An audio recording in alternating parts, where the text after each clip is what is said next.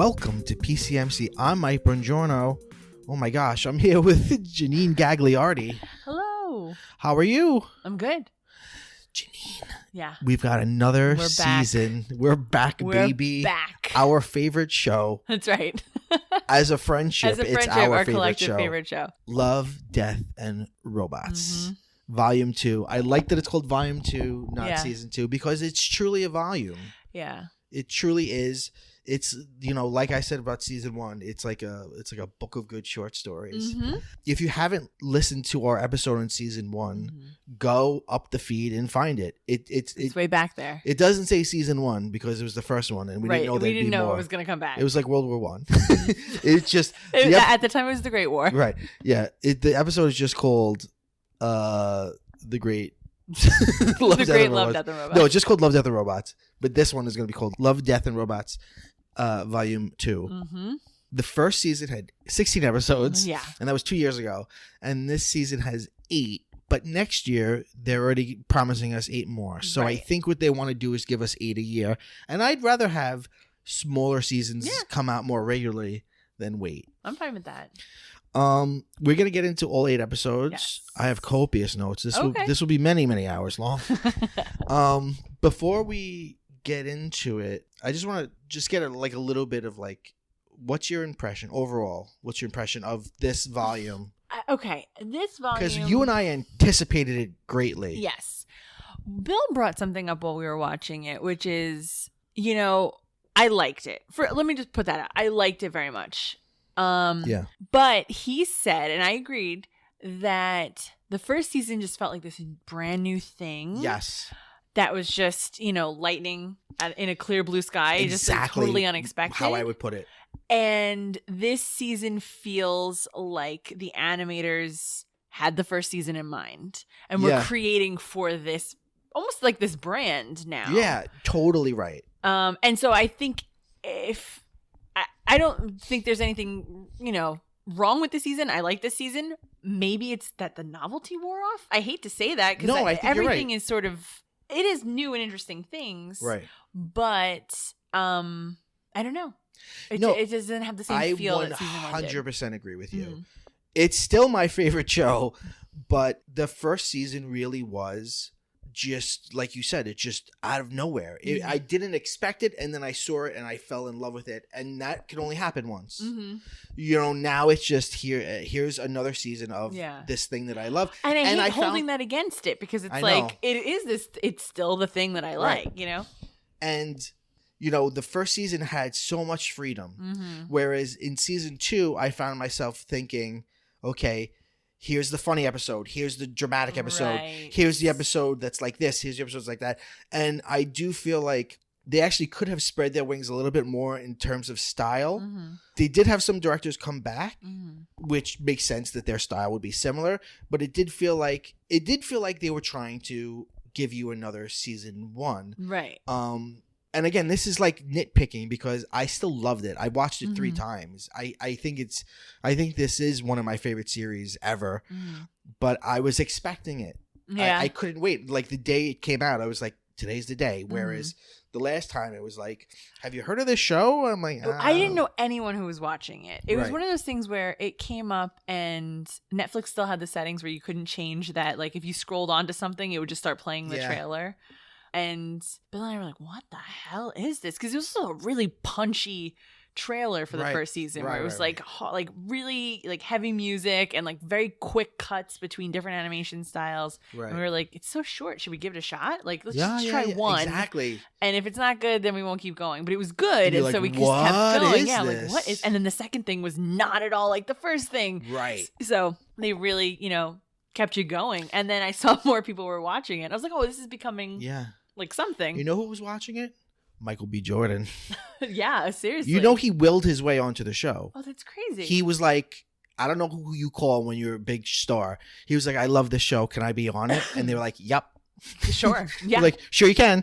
You sure can. And he's definitely the biggest star that's been on it. There've been some people. Samira Wiley was in the first season. Yeah, but which kudos for her for signing on to something that was just like nobody asked for this. What the fuck it is? What is this? Right. You had Mary Elizabeth Winstead in season 1. Oh, was she? Yeah, she was the one. With right. That's right. It's a mostly live action one. Yeah. The fridge. Yeah, the fridge one. Yeah. But yeah, just caveat aside, I still loved it. Me too. I also feel like with half the amount of episodes, they have half the amount of time to give me what I want. I also sort of felt like either they produced them all already and then decided which were going to go where. I agree. And maybe they were like, okay, you have a little extra time to because it sounds like together. 3 is done or almost done. Yeah, and I feel like they mixed like heavier story ones with lighter story ones, which is fine. That's typically how well, I can't say that's typically how it goes because the first season was just here's 16 stories. I felt like overall this one was a little lighter on story. Whereas like the heavier ones in the first season, there was a ton of food for thought there in like the story heavy ones. Do you know what I mean? The narrative ones. Well, let's just come out and they're say a little thin, some of them. Let's come right out and make some declarations. Okay. I think in season 1, even though it's not my favorite episode of season 1 is Zima Blue. But I think the unequivocal best episode of season 1 is Beyond the Aquila Rift. Mm-hmm. Agreed. It's not my favorite, but it was the one I thought about the most. Right. I have a similar one in this season as well. Pop Squad. Pop Squad is hands down the best episode. It's like not a contest. It's the best episode of the season. It may not be my favorite, but I think it's absolutely the best. It's the one I couldn't stop thinking about, though. Right. And in fact, I think I dislike it a lot. I dislike a lot of aspects of the story, but I mean, we're going to get into it, but it's just the one that I walked away from the season like, that's the one I'm thinking about. Right. That's the one I keep going back to. Right. And I was disappointed. I don't think it's the best one. It's funny. I think the best one is very similar to Zima Blue, not the director of Zima Blue who comes back. I think The Drowned Giant is okay. Philosophically, it's the philosophical one. It's like a philosophical sort of companion to Zima Blue. I agree. And there are a couple things I think can be read together, and I'll point some of that out. Another thing that we talked about in the first episode that we did on the first season was it had gratuitous nudity, and there's none of that in this season, and it seems like that has to be a marked choice. I've noticed in the comments, if you're on any like Love, Death, Robots YouTube videos, the comments are like, it's so sanitized now.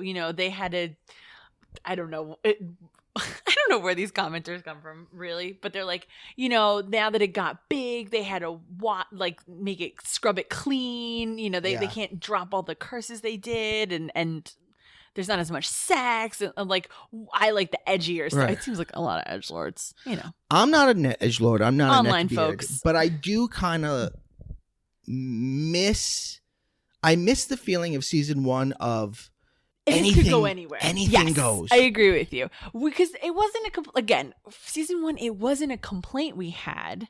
Just like it's not I feel like I want to frame this as, at least on my end, and I think you probably agree, I'm really not complaining because I really do like it. I like anything that they serve to us. I'm thinking about it so deeply that I've got a lot of things to say. Sure, but yeah, I agree with you that although we were both in season 1 like, this is a little gratuitous, no? Yeah.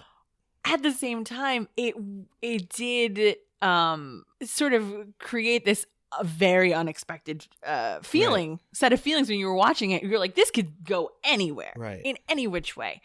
You did not know what was coming next. Right. So, I do think at this point I would have, but you know what? I would have been desensitized to it having seen season 1. Yeah. Then it's like, oh, that's Love, Death, and Robots for you. But see, what's interesting to me is it's got to be a choice that was made.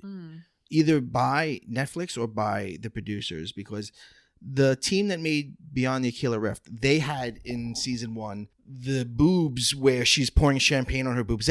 That like has a really wild sex scene, and then they made Snow in the Desert for season 2, and that has a sex scene that has but it's very like nothing. There's like no boobs. You see her silhouette. Let's be honest. There's no boobs in this season. I mean, if we can be honest, I saw a headline that said like season 2, less boobs, more robots.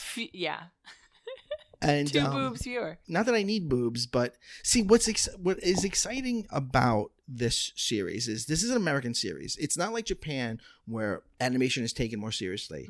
So what this series, there's actually a quote that I wrote down from the director of Pop Squad. Is it Jennifer Nelson? Yeah. She's also the supervising director of the whole season. Okay. And she said something that I really thought, well, that's a good thesis, which is she said the show represents freedom for American animators.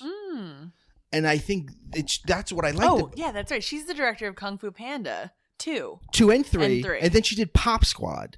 Yeah. You know what I'm saying? So, like, this is exactly what she means. Like, you have all of these amazing artists in America that work for DreamWorks and Pixar and wherever, but they're not allowed to do anything outside of those boxes. So, you know, I mean, Pop Squad has child murder as a essential part of its story. Yeah. And this is just a Kung Fu Panda. So I can't wait to kill some effing kids. Yeah. So, like, I guess. Really cute kids, too.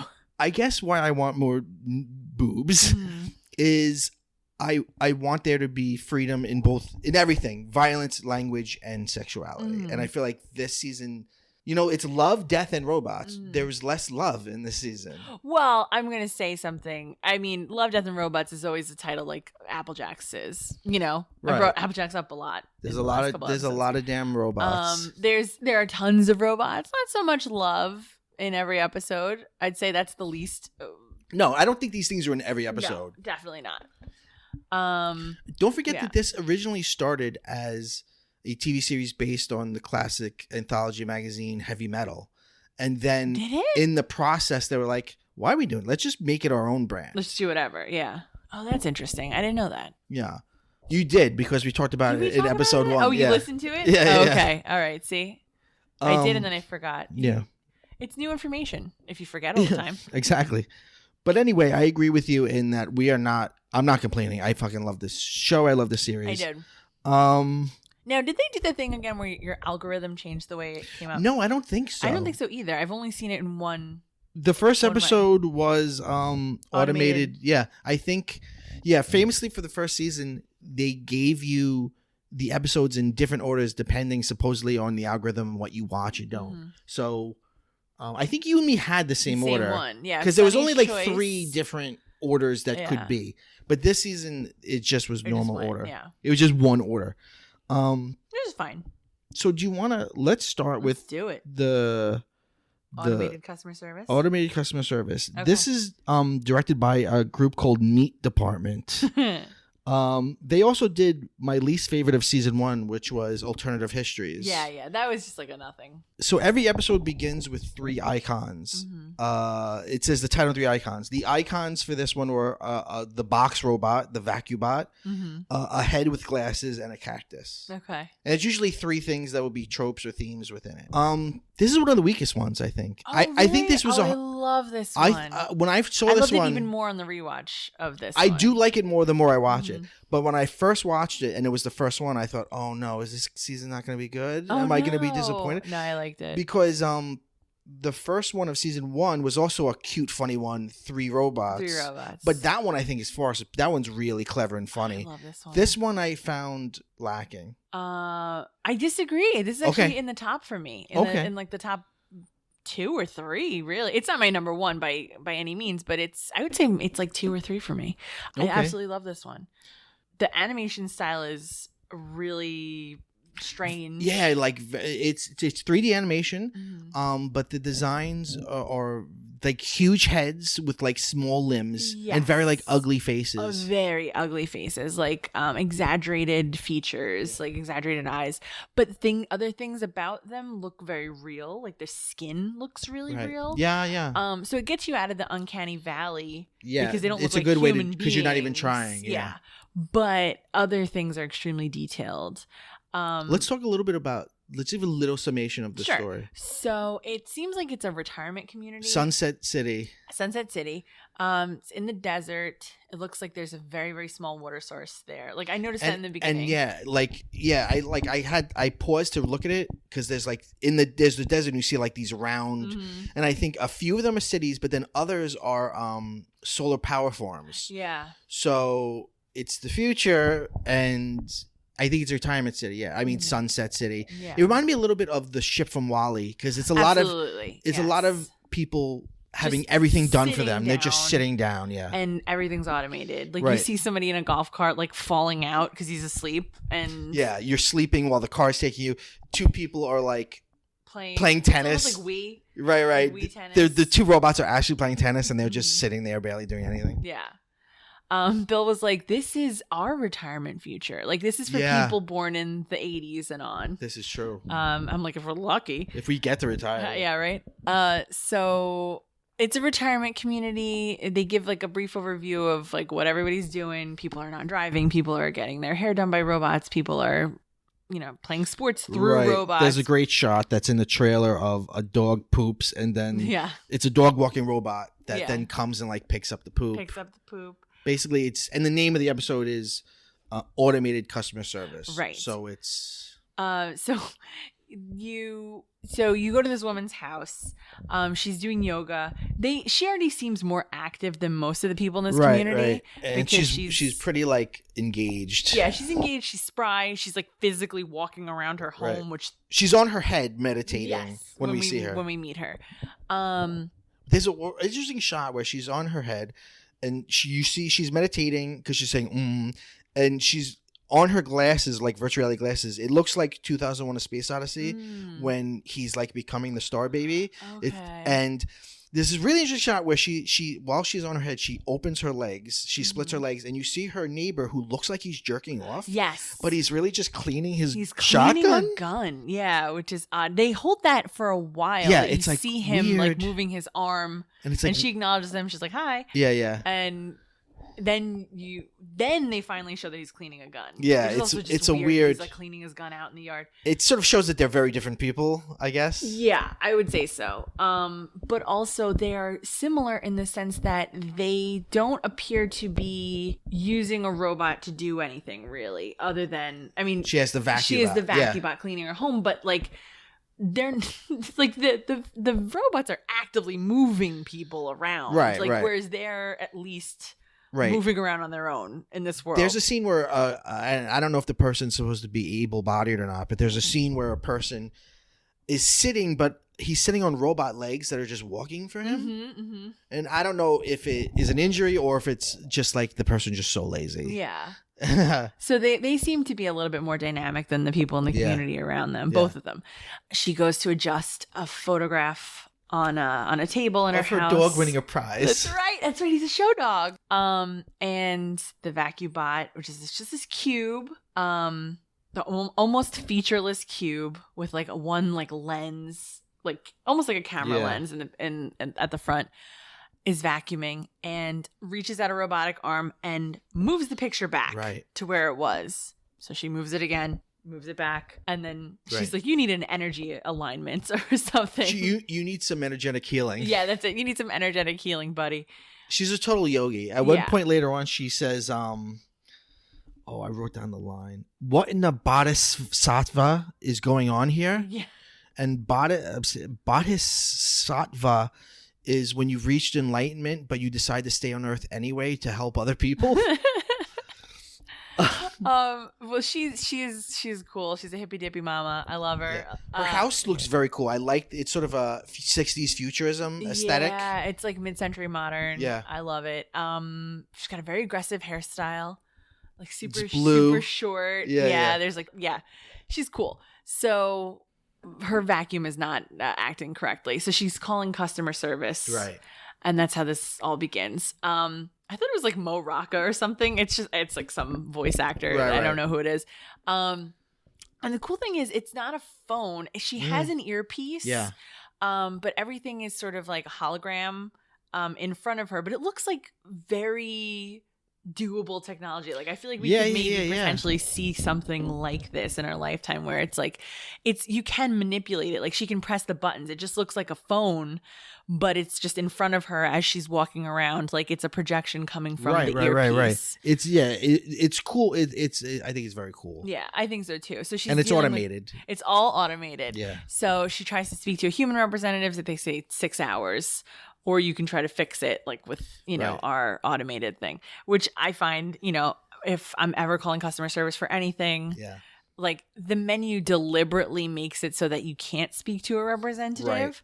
So then you end up saying like representative over and over again. So she's trying to get through the options to fix it. She tries to fix it and she accidentally activates purge mode. Purge mode, which is ostensibly for pests in the house, which is why it exists. But it can also be used on humans. The automated customer service explains. It's farcical and it gets increasingly ridiculous, especially the voice of the automated operator, because at some point it's like it may also kill humans. Yeah. It will now protect any place that it has been. So it is its house now. Yeah, this is its house. So the thing starts stalking her. You can see that it's deadly because it shoots at the dog, blows up. Well, yes. So the reason she calls customer service is because it attacks the dog and like buzzes its little hair with a laser. Yeah. Yeah. And when it goes into purge mode, her fish like explodes. Yeah. And like blood goes everywhere in the tank. And so she's like, oh no, this thing can kill me. So she takes off with the dog running. It also like buzzes her hair. Yeah. So she gets like a matching patch on her head. And she curses. Yeah. Right? So, and the customer service is like, ooh, sorry, you curse. So now like I can't help you, or like you need to take a moment to collect yourself. Like until then. Yeah, it's like we have filed away your yeah. And then it's like, have you taken a moment to calm down and now you can press options? And she's like, in the bathroom, like centering herself, like she locked herself in the bathroom. So now it's like, well, are you willing to sacrifice your pet to get rid of this robot problem? And she's like, no. One or like, yes, are you sure? No. He's like, no. Why no? Why no? It's gonna come down to you or it. He wants the dog so bad. So like, all right, well, try to find a blanket or something you can throw over this thing. Then there's this amazing shot of like her getting spun around. Yeah, and it's like the camera's underneath her, and you see like the ceiling spinning, and you see the light hitting each different side of her head. It's It's an amazing shot. It's a really as it's cool spinning shot with her on top of it. Yeah, so she throws a towel over the robot. She jumps on top of it, and she's trying to turn the power button, like the manual power button, off. Right. She succeeds. However, it comes back online. Right. Nothing is working. No. And now it's locked down the house, so she can't get out. Right. There's a lot of suspense in this short. The robot is hunting her. It's scanning cupboards. It's like scanning the pantry where she's hiding with the dog. And then she sneaks out, and customer service comes back online and alerts the robot to her presence. And she's trying to get the neighbor's attention because he's still in the yard. And so she throws the laundry basket at the robot because his primary function is to keep the house clean. Fluff and fold, motherfucker. That's it. Yeah. So he starts folding all the laundry, but it's like counting down. So it's like fewer and fewer pieces, and she's still trying to get out. She can't get out of the house. And then is it at that point that the neighbor? Yeah, this is a step great aside, ladies. Step aside, ladies, to her and the dog. Right. And then like briefly smiles at her, but really smiles at the dog. Right. And I think he like blows a kiss at the dog. Yeah, blows a little kiss at the dog, and the woman's face is like relief, and then what? Right. It's a great scene. And then he blows a hole through the door. Right. The vacuum bot. The vacuum bot blows the hole through the door and tases him. And tasers his face. And he falls to the ground. Yeah. She gets the gun, does a like yogic split, and shoots the robot. And then at that point, the customer service informs her that like, you killed VacuBot. So now every single like robot model we have on the market is going to hunt you down until your DNA has been wiped from the earth. And she like, this is your life now. This is your life now. You're going to be hunted by robots. So she takes off in a golf cart with her neighbor, the dog, rips out her earpiece and is like, I'm gone, baby. This is my new life. I found this ending so hopeful. Yeah. Because the drones come after her. Like everything's coming after her. Because now her and this neighbor have this bond and they've got something to live for. Something to live for. What do they have to live for they in were that doing retirement nothing, community? And now they're on this adventure. They're gonna run. They're gonna run from these they're gonna kill some robots. Right. And they're gonna turn real badass. I think so. Like this is something I'd love to see play out. And I love her attitude. I like that she's so she's like definitely like Yogi, but she's also she's a badass. Yeah, she's super spry and she's super like, you know. Yeah. She's not gonna lie down and I just noticed I didn't find it that funny. Okay, I can see that. It's good. It has a lot of energy, this one. Oh, sure. It's also, I think, interesting to read it with Life Hutch, because Life Hutch is almost the same story. Yeah. Of a person against a robot that's meant to support them. Mm-hmm. So I kind of read them together. There's a lot of anxiety about AI. I mean, it's like one of the oldest tropes in science fiction, right? It's like they'll turn against us. They'll turn against us. These things we put our trust in. Right. Yeah. So I really did enjoy it. It felt like I mean, I like a more grown-up version of WALL-E. Yeah. Well, I do like it. It's not my favorite. So the second story is Ice, and this is directed by Robert Valley, who also did Zima Blue, which is my favorite of season 1 because it's so philosophical. I loved what it said. This one is not really philosophical in any way, but it's similar. It's a similar design aesthetic. It's very almost like cubism. It's these angular images and all of these straight lines. There's almost no curves in anything. Yeah, I feel like they use like fisheye too at different points where it's like odd. Like everything becomes really globular at times. Yeah. This reminded me of the band Gorillaz. Yeah. It reminded me of the animation style they use for the Gorillaz, where it's like almost like cube-like structures to the humans, like faces anyway. They're like lean and lanky, but they have like kind of squared off facial features. Yeah, I really like the I love the animation style. Yeah, I thought it was so cool. It's kind of this is one of the ones where it's like it's kind of a thin story. Yeah. They're on, it seems, like an outer world planet. Some sort of ice planet. Where it seems like there's some kind of mining happening. Yeah. And it's extreme cold, like Antarctica cold. And we learn that one of the children, they're teenagers, I guess, but one of the kids is not modded. Right. And the other is. And apparently it's very common to be modded nowadays. Yeah. So he's sort of... Especially on this planet. Right. So he's sort of an outcast that he's not modded. And he's the older brother, and his younger brother is modded. And with that, you're like a cyborg. You could do tons and tons of cool shit. Yeah. You could run fast. You can jump really gymnastics, far. Yeah. Everybody's doing parkour. Yeah. All over the place. Right. This reminds me of Gattaca. Okay. In Gattaca, he's born... Ethan Hawke's character is born without genetic manipulation, and his younger brother is born with genetic manipulation.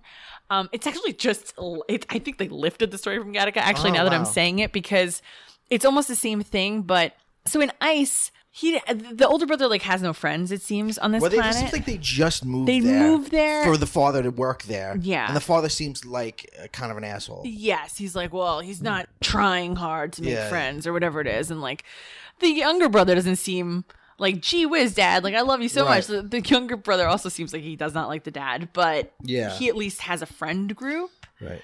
And the also looks like Nightcrawler or Spider-Man or something. He's like hanging upside down. Yeah. It looks like he can see in the dark.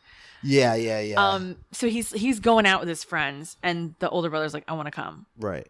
And he's like, well, it's going to be rough for you, basically. Right. Like, it's extremely, extremely cold. You see the brothers out in a parka and like full winter gear, and the younger brother has like a t-shirt on. Right.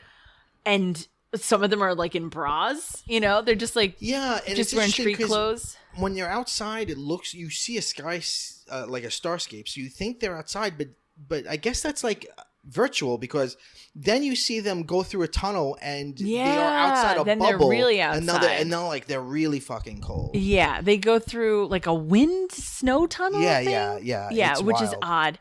It's cool. It's a cool idea. And off-world, they call off-world those extras. They speak like Russian, Spanish, English. Extra. Yeah, the younger brother, the modded one, is Fletch, and the older one is Sedgwick. And, that's right. Sedge has got a chip on his shoulder because of his brother. His younger brother's his younger brother's better in every way. Yeah. Yeah. So they go and meet this gang that Fletch hangs out with, and they all are they're smoking something. Smoking this thing, which it's like a pipe. Right. I think for modded people, it increases their abilities and power. But then Fletch smokes it, and I think it just makes him super high. Yeah, he gets crazy high. So what they're doing is they're going out beyond the limits of like this town. Yeah. It looks like they're out by big mining rigs. Right. And it's all ice. It's like the whole planet is ice, and they're going to see ice whales. And so they have these like, are they green lanterns? The green torches that they light? They're like flares. The frost whales. They walk out across the ice, and basically the thing is they're going to set these flares in the ice, and the frost whales are going to breach. And when they breach, that means they break through the ice. Yeah. And all the ice shatters. They have to breathe. So they're going to try to race across the ice, which is like extremely far. Right. But before the whales breach. Right. They say that they always hit 7 times before breaching. It's never less than 7 times. Right. So they're going to hit 7 times. And it's like a dare because it's like a race. Can you run with them trying to breach? And they're like, she's like, when the whale breaches, she's like, fucking dangerous. Yeah. It's like, the head of the gang, I love. She's wild. I love her. So the younger brother's like, my guy, this is not going to go well for you. Like, you're not modded. How is it going to happen? And we just got you high for some reason before doing this. Yeah. So they run across. The whale breaches sooner than they expected. Right. After 6. Which is a joke at the end. Right. Sometimes 6. 6. Right. But the cool thing is, it's the modded brother Fletch. He gets hurt. When it breaches on the 6th, like I guess it hits the ice from below. It looks like he breaks his ankle or something. His ankle. And the non-modded brother Sedge like saves him. He slides and grabs him and saves him. And just goes. So he has that. It's a nice it's a narrative arc for brothers. It's a brother's tale. Yeah, he has that moment where he got to be the bigger brother and save his younger brother. It's like the mom lifting the car thing. It's like it's not a mod. It's adrenaline. It's like this fear of losing somebody you love is going to make you do things that you're not physically capable of doing, which is run across as fast as a modded person and like save with someone on your back. Yeah, like saving him.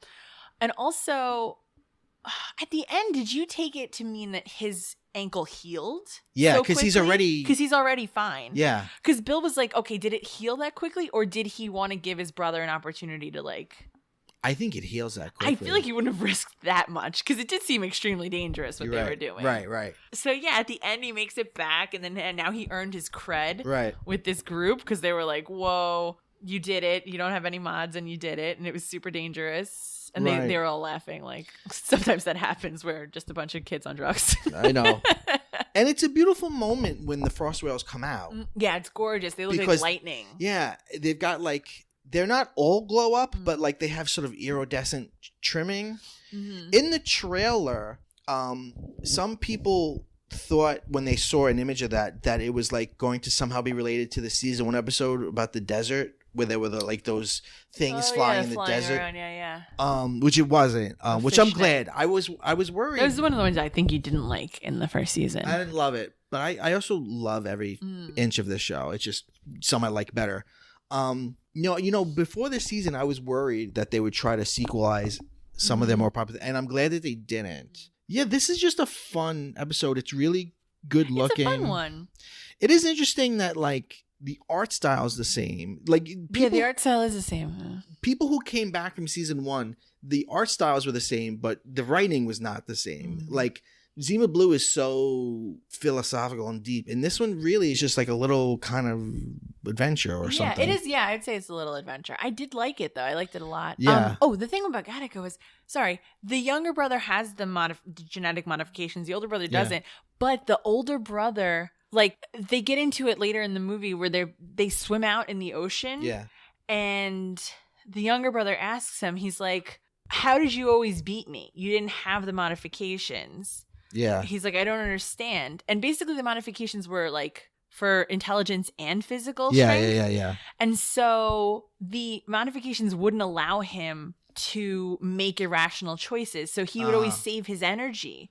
And so Ethan Hawke's character is like, I never saved anything for the way back. He's like, I just swam until I had nothing left to go out, and then I would find something in me to get back. Where it's like his analytical thinking would not allow him to make that decision because of the modifications. I need to rewatch this movie. I haven't seen it in like 10 years. It's good. It's an interest. It's a solid sci-fi movie. Yeah. But it's very 90s sci-fi. Very 90s sci-fi. Yeah. Also, the icons at the beginning of this episode are a middle finger, an ice cube, and a pipe. One of the pipes that they smoke. Okay. I love this little gang of like ne'er-do-well teens that they hang out with. Fucking extra. Yeah, extra. I'm like, aren't you guys the extras though? Like, this is like an outer rim planet over here. Yeah. Like, where are we? Yeah. And it seems like real. Like when they're walking to that tunnel, they go through like an alley, and it just seems like people are just like high, doing drugs on the floor. Which I guess kind of makes sense if like you lived in a place that's that fucking they say cold it's the miners. And terrible. They say it's like, the miners they got off work and they're like they just get high. Life is fucking miserable. It's awful. It seems like it's dark all the time. Yeah. It seems like it seems terrible. It seems like a slog to live on that planet. Yeah. So I'm glad he's got some friends now. You got to be modded. Is he Banga? Banga, right? yeah. That's like bangerang. Yeah. It means something, but it's not the way they mean it. I looked it up. I forget what it means in what language, but I also looked up extra. I was like, does that mean anything? I think it's like extraterrestrial. It's all vaguely like, you know what I mean? Like they're not really speaking any language. Yeah. They're not really any ethnicity. Like you said, they're kind of like Russian Latinx. Yeah. Kind of like, what is that accent? Yeah, it's a weird accent. Pop Squad. So Pop Squad, Oy. my pick for the best episode. Yeah. This is directed by Jennifer Yu Nelson, the director of Kung Fu Panda 2 and 3. So you know and love. Please, if you're fans of that movie, I wouldn't say go into this expecting that. The icons at the beginning of the episode are an eye, a fedora, and a dinosaur toy, which is a theme throughout the whole season even. So what's the world? What's the story? So this is it's the one that stayed with me the most, but my major criticisms are the logic of the world, right? Like most of it doesn't make any sense. Okay. I would argue. We'll break it down, but basically within the world of this short, humans have the ability to live forever. Yeah. By undergoing a treatment. Right. What's it called? I don't. Rejuve. Sort of like a rejuvenation treatment. But you're not allowed. If you're doing that, you're not allowed to breed. Yes, if you're doing the treatment, you're not allowed to have children, and if you do have children, it has to be sanctioned by the government. And so, but I don't think they do, because at some point the protagonist says they mention. Well, they didn't even right. Okay, but you watch this a few times, so there is a line there about like. If there are some people that implies there are some people who are allowed to have children. I don't remember that, because I know he says like we can't keep letting people into this party if no one leaves. And to cut to the end, at the end when the protagonist he finds a woman harboring a child, he almost kills a child, and she says, "Kill me, I'll make room." So there is a certain amount. There's like I agree with you that it doesn't make total sense. But what I like about it is it's super Art Deco, it's super 50s, it's super Ayn Randian. Yeah, it's like it's this Blade weird Runner-y. like we're super people and we live forever and we live above the clouds. I think it's acid rain. Because the world looks totally corroded, and the regular cops are wearing they look like S&M gear, but they're protecting their eyes and stuff. Whereas that's good. I didn't realize that. The Pop Squad people though just they have are fedoras. Literal black hats. Yeah, and they have black glove on one hand. Black hats, black gloves, black jackets. But only one black glove. on the shooting hand, which Just I guess is okay. I guess it's like the executioner in them. Okay. Yeah, sure. They're the execution squad. Right. So they They've killed exist. kids. They eliminate They're kids. like social services, except they come and they take your children away to the grave. Like they kill the kids. Right. They kill them. They refer to them as its. You know, they're not people to them at all. Right. So the people who they basically hunt down and kill the people who have chosen to have children. They don't kill the adults. Right. They take the adults away. You committed a crime, but you still live. Yeah, the children die. eliminated. The children are eliminated. So it is like this really And typically you're living in squalor because you're hiding. Yeah, you're hiding. They said his partner is like, I don't even think these kids they've been outside. Yeah. They've seen the outside. So it looks really dilapidated. This apartment is completely run down and impoverished looking. They check the fridge at one point. It looks like there's like rotten food in there. Two absolutely adorable ragamuffin children. I know, they make the kids They're cute. So cute. To really pull on your heartstrings. Big eyes, like cute little faces. And they're like scruffy in their pajamas. Right. And he presents his little dinosaur. He like shows it to him, and I think he says, "Sorry, kids." The protagonist Briggs kills them. He shoots them dead. But what we see in the short is he's got PTSD. It's getting to him. But it is starting to get to him. Oh, and as the woman is being pulled away, she's like, "They haven't had breakfast yet." I'm like, "Oh God." Yeah, she keeps saying, "We just want to live. We just want to live. We just want to live." And these people who have the children look older. Yeah, like everybody roughly looks to be in their like 20s or 30s, but he looks older too. He looks older, but they're like they're in good shape, I would say.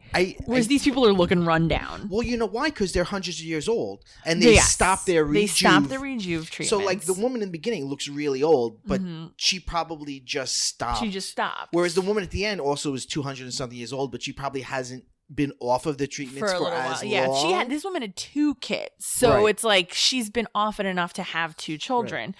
And then they're talking about like, so he goes from this very bleak situation, and he's like going over the case, and you just see the picture of the kid, and he's like, I need like a cleanup crew. Yeah, because they're just blasting these kids' brains destroyed out. These children. So you don't see any of that. You just see him lift the gun, and the child's like wide eyes looking at him, like, okay, like here's my toy. Here's my toy, big friend. So then he goes like to his girlfriend, wife's opera performance. Girlfriend, because he says, if we didn't live forever, I'd marry you. Yeah. And she's like, if we didn't live forever, I'd let you get me pregnant. Right. And he's like, the very idea. Right. But no, I really like the protagonist in this, because I think it's getting to him. It's very much getting to him. Yeah. Whereas his partner, who looks like Ruby Rose, but is not. Her name is Pentel, and it's not she. I think she or somebody asked. Yeah, she's new to the job, right? She's like, why do they do this? Why would they have kids? They do this? And I think that's what's in his head, and the killing is in his head. You know, there's another point where a father is being arrested, and he's like, "You're monsters. You're baby killers. You're a fucking monster," and he tries to shoot him, and he doesn't move, like he wants to die. Right. He just is like, I do deserve this. And he's starting to shake. He's starting to have PTSD. He's starting to grow his humanity back. Right. Where it's like, it's sort of this question of like, but see, this is another area where I resisted this. And Jennifer Yu Nelson talks about it in that behind the scenes look. And she's like, well, what if humans could live forever? You know, it really reframes what we think life is all about. And I'm like, I don't think we think opera is what life is all about. I know it's not that literal, right? But it's like, well, but it's like the hardest opera in the world, and it took her 200 years to master it. Well, 20 years. Okay. She's been practicing that aria for 20 years, she says. But in any event, it's like we can reach the heights of human achievement in science, in the arts, if we have this time. But what we sacrifice is the ability to like have a family or like have children. And I think as a mother, I'm going to say and push back on this message of like family is the meaning of life. Like we become soulless vampires if we don't have children. I'm going to disagree. I think it's too reductive, and maybe maybe that's not the only thing it's saying, but that's also what the director said. So I'm sort of like, Here's where I disagree. I think you'd have both. Yeah. Well, I think number one, I think that they solve the obvious problem of that by making the protagonist a man, not a woman. And secondly, I think it reminds me of almost of like the end of The Good Place. Like, I think the thing is it's not about actually children. It's about life having a cycle. If you can't die, nothing means anything. Yeah. Right? And I think that's what it is. Out of life. I think that's what it is. You know, at the end when he finds that woman with the cute little girl, he's like, why? He's like, I just want to talk to you. I'm not going to blow her away. I want to know why. And she's like, I've been alive for 218 years. I don't love myself so much that I just want to live forever. And having her, I see the world through her eyes. Yeah. I mean, look, it's not like they're living forever. It's like they're dying forever. Like, they're not alive. It's a very vampiric tale in the sense of like any vampire story you see, they're like absolutely apathetic and bored with everything. They're like happy to walk out into the sun. They're just done, you know, because like what else is there to do? Right. Like what's going to thrill me? So I think kids represent that. I don't think it's newness. It's seeing it's new ideas, right? It's like any society that doesn't have new ideas, new, fresh, innovative voices is going to die, right? Because it's just stale, stagnant. We're doing the same old stuff. To slaying dinosaurs, right? That's what she says. Right. So it's supposed to be a good thing in the also everybody's rich, right? Like everybody who lives forever that I is couldn't like understand either. Super duper rich. Right. There are no haves and have-nots except if you decide to go off the treatments and have kids, then you are no longer rich. Yeah, but then is it the whole tenement for her? Because who else is living there? They said the neighbors called in one of the women with a baby. Right. But and like they're under the clouds. So they're living in the acid rain. Then so like who has access and who doesn't? And if those people this is where all the logic breaks down for me. I totally agree with you that the logic doesn't. Where it's like if there are other people who don't have access, aren't they dying then? Wouldn't there be room for the children? Right. And then there's there's also larger questions of like, is it just America? Is it Right. Or if the parents are opting to come off the treatment to have the children, then how is it taking from the people who are getting getting their treatments? Because they're going to die too. Like they're choosing to die to have the kids. So what if you have more children than what if you have more than 2 children? That's more than replacing yourself. Yeah. I mean, I don't know that it should be such a problem that we have people like running out and killing them every chance we could get. Right. Well, but think everything's finite except for life, except for, Yeah.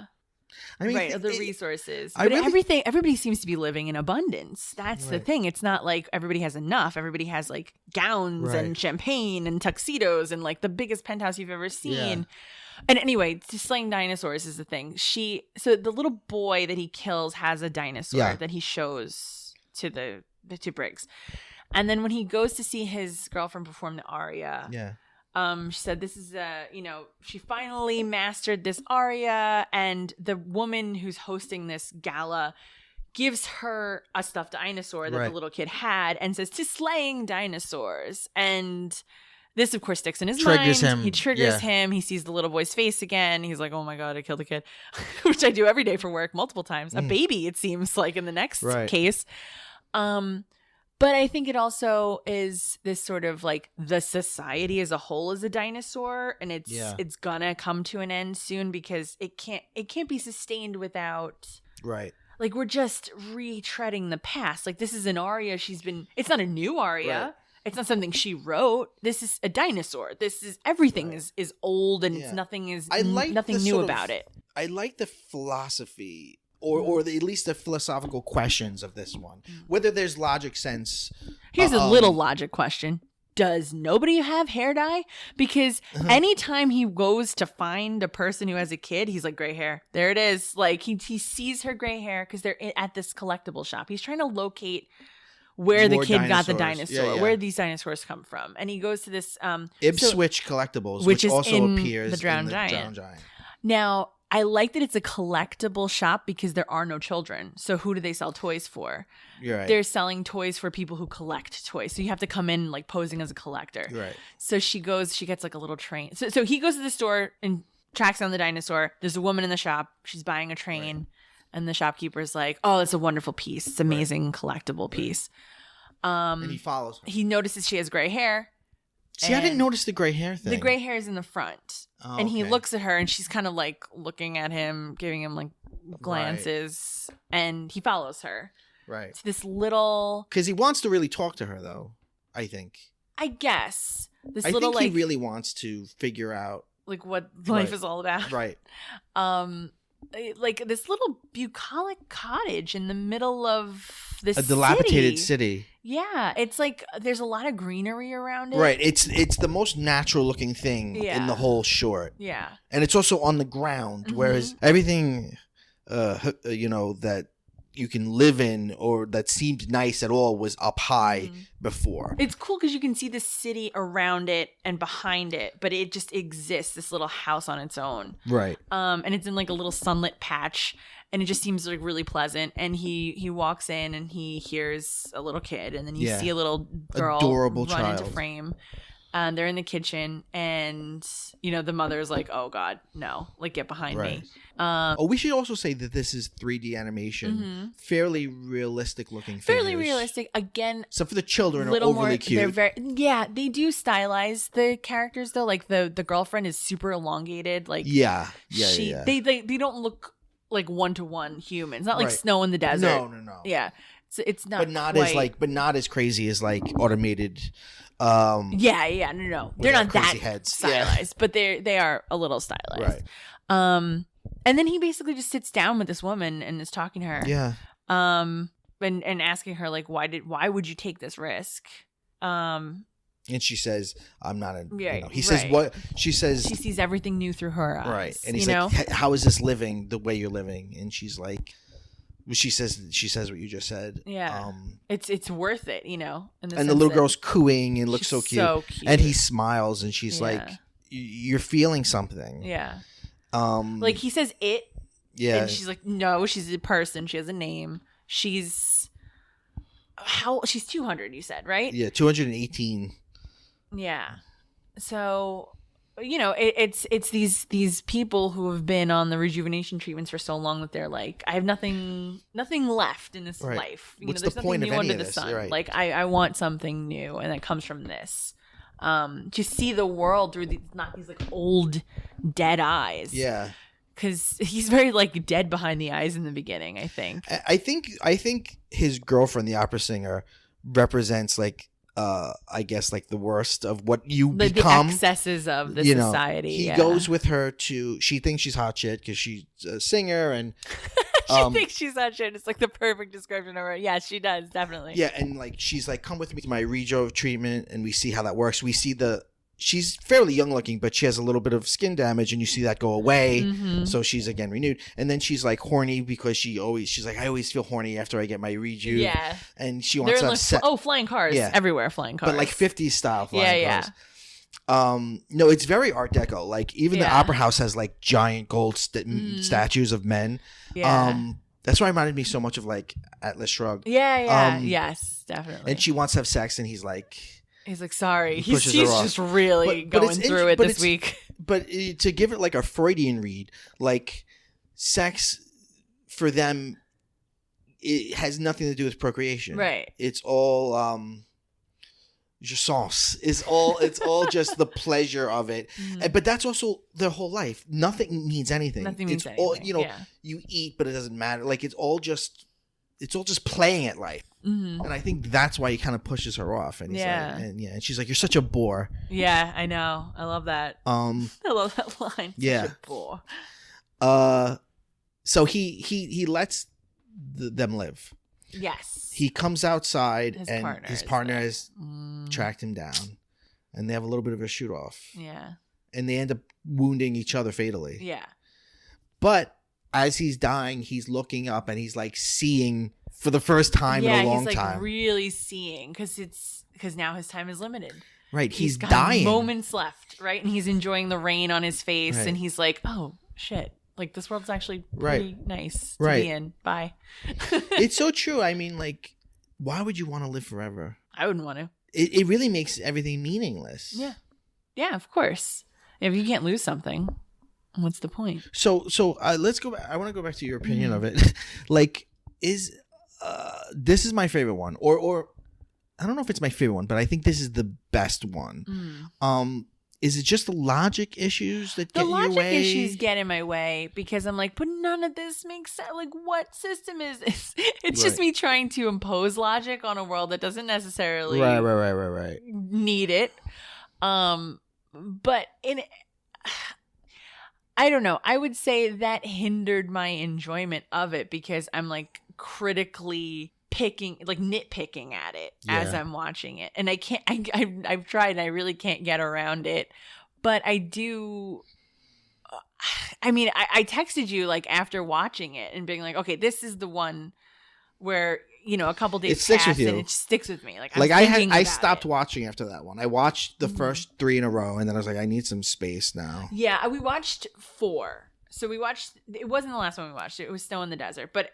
It didn't even Snow in the Desert didn't even matter. It was like I didn't even watch it because I just kept thinking of this one. Yeah, which I mean, I guess is a testament to its success because whether or not you want to pick apart the logic like I do, it still gives you a lot of food for thought. I would say. Yeah.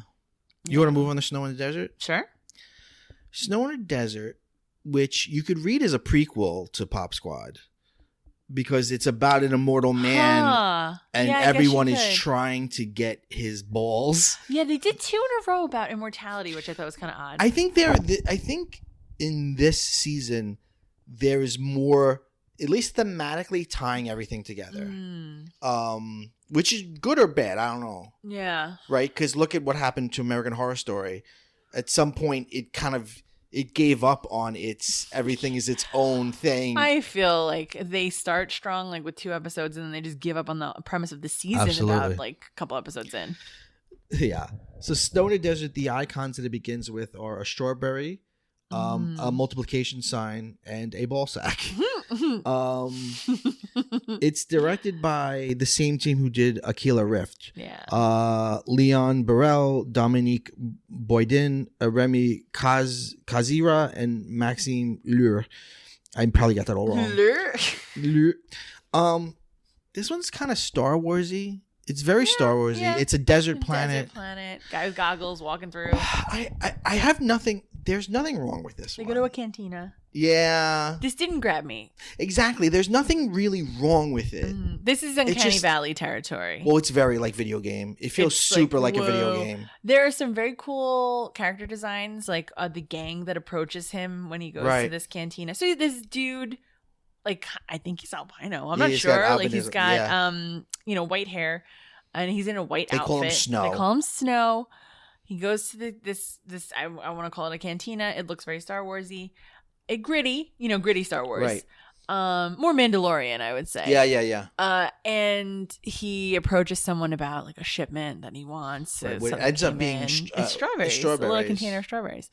Yeah, that felt like Unkar plot from. Oh yeah. From yes. It looks kind of like him. 3/4 portions. Like it felt like there was, which I'm not holding against it. No, me neither. None of this stuff. I mean, really, I'm happy to go along for the ride on all of these. So he's sitting down, minding his business, and these 3... They look like they're skinless. They've got like this red, almost like they just look like muscles. Yes. They look like, like what you would see on like a pre-skeleton human body form, like an anatomical form where you see the musculature, but they also have like protrusions, like bone protrusions, like almost like dinosaurs, right? Like they have like, they look human, but they have like bumpy ridges on their heads and and that's black. Yeah. It's like dark bone. It's weird. It's cool. It's a weird thing. It feels Star Warsy in that like in this cantina, there's a billion different types of alien. Types of thing. Yeah. Yeah. And they're like, you're Snow, because there's this giant bounty on him because he's immortal. He's immortal. Which not everyone else is. Mm-hmm. So yeah, they want your balls. Barris is the merchant who has this what do you call it, bounty on him. He pretends to not be Snow, and they're like, really, because you're an albino guy. And she challenges him, and she says it's this performative thing where she's like, I challenge you, and it's within my right. So I think in this world, if you challenge somebody, you're allowed to kill them. You're now in a duel with them. Yeah, okay. He kicks their asses. Yeah. But he gets his hand blown off. Hand. Very Deadpool, because it starts to grow back creepily. Hand. Yeah. Yeah.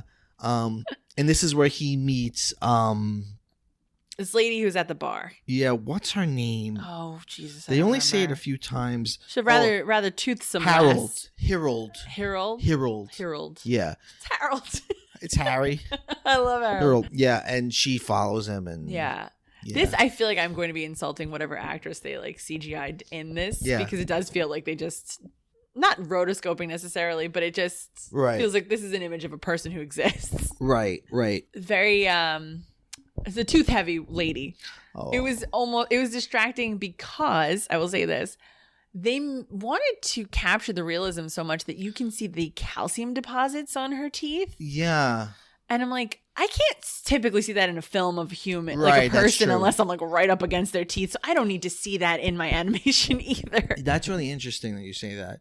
Yeah, it's one of the problems of the Uncanny Valley of going too close. Well, yeah, it's like they include these details that exist on humans, but because everything is like the same clarity, you can see it all. Right. It's odd. But anyway, and I believe all of these things are based, like if you look at the actors, they're based on actors. Right. So they're not, full cloth, like made out of nothing, like just designing people. Like they make them, it's still animation, but they make them look like characters. Yeah. So she assists him in the fight, and then she's like, I want to travel with you. Yeah. They spend they get naked in a tent because it's so hot during the day. It's extremely hot. Day tent. Yeah. That's right. Yeah. And then it's like an ice. Right. So they travel at night, and then they have like an ice tent when the sun comes up. Right. And wait, why did they get naked? Oh, because it's cold in the tent? I guess so. Okay. Or maybe it'll be too hot. They'll be too hot if they're enclosed. Yeah. They'll boil up. Yeah, it's extreme heat on this planet. There's something really cool that you see in the beginning that I thought, that would be so cool if it was an Star Wars, which is you see like these in the desert. You see these glass cages.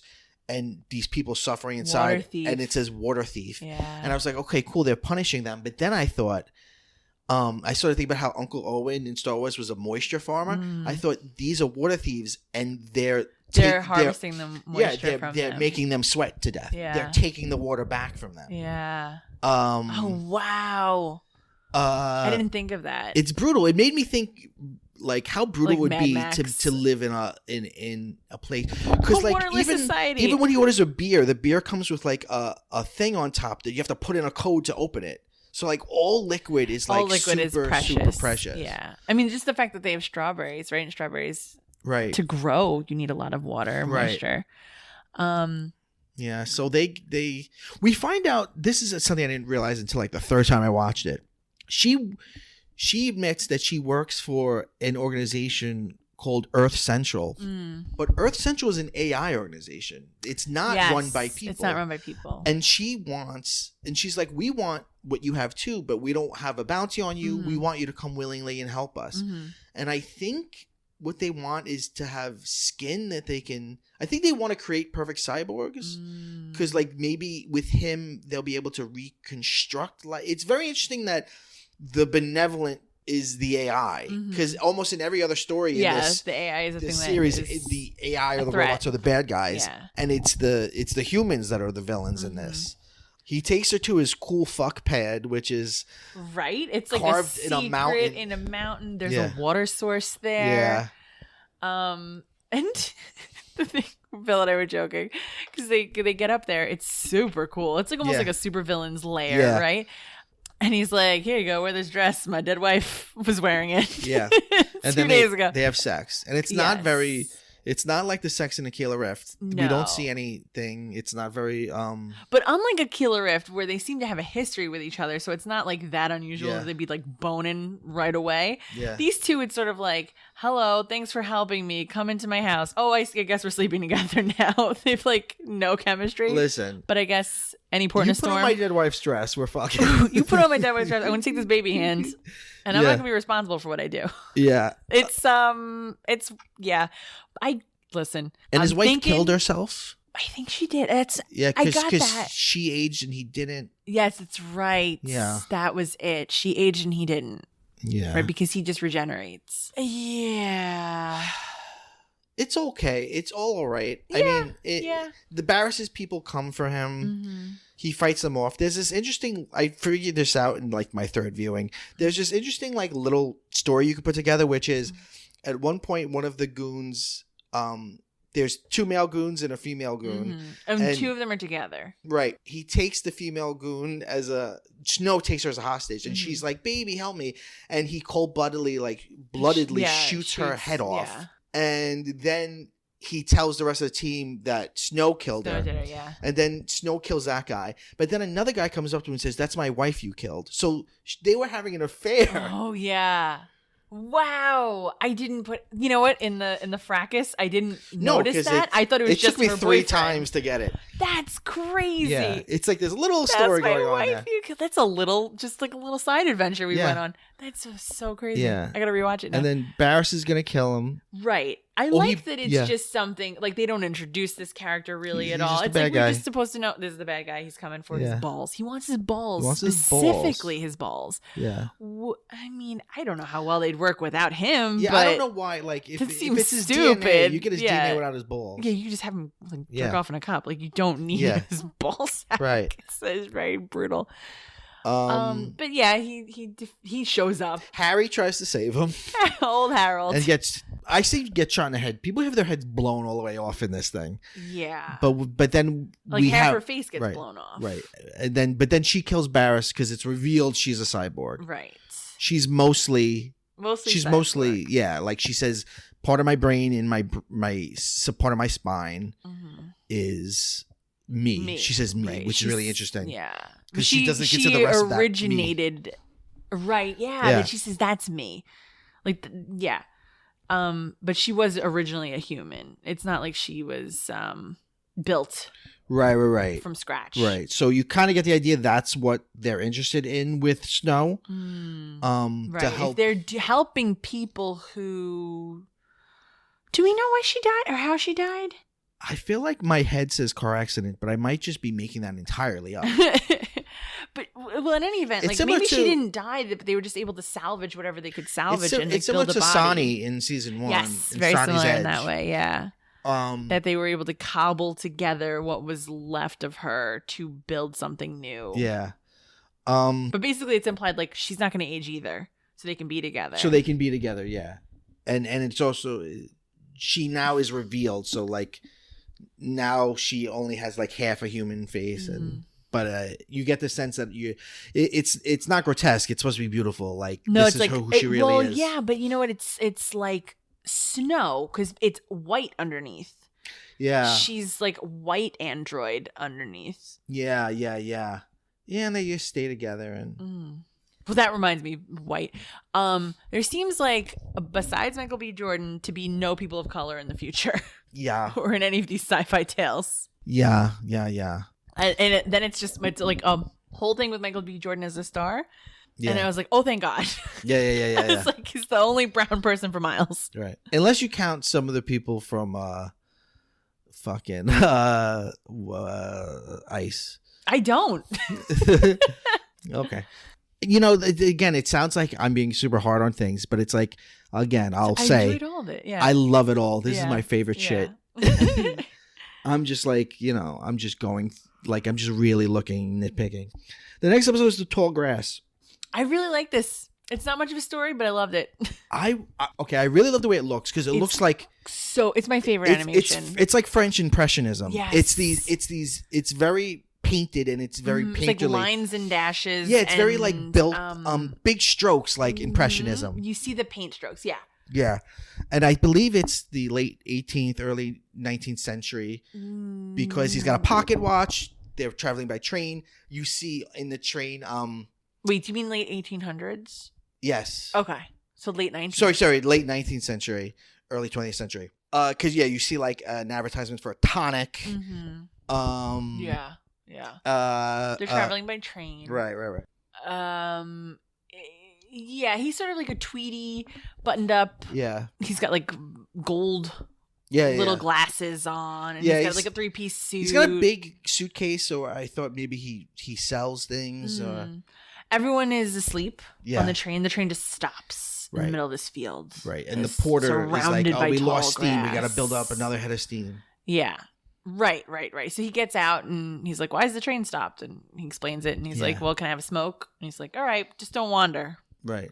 That seemed anachronistic to me. Okay. Because I feel like no one at that time would be like, Smoke I'm outside, I should smoke. Like, you smoke wherever the fuck you want. Right. Is it smoke? Please. Right. Sir, stay inside the train to smoke. It's very smoke. modern to be like, oh, I'm outside, I'll going have to have a smoke while I'm outside. Right. Although I wonder what that's, because people I'm sure enjoyed smoking outside. It's less stuffy than being inside. I suppose, yeah. Right? Yeah. He's like, I have time for smoke. He's like, yeah, but don't wander off too much because I'm going to call your name twice. And if you don't hear it, the train's leaving without you. We're going. And there's nothing around. There's no train platform. Yeah. There's absolutely nothing. It is just a train track. And it's almost like a sea. It's on all sides surrounded by this tall grass. And it's called the tall grass. And so he sees a little light. He follows it, of course, like an idiot, right. and heads into the tall grass. And it reminds me of like the Will-o'-the-Wisps. Yeah. It's like little blue things. It's like very whimsical and adorable. And he's like following it. And then he realizes, oh shit, I don't know where the train is. Like he loses his direction completely. It just because he can't see anything in front of him because it's just this tall grass. Everything is grass surrounding him. He doesn't know which direction to go in to get back to the train. And then he kind of vaguely hears it. And so he heads off in one direction and then boom, there's a creature. They're coming out of the ground. And they have like no faces.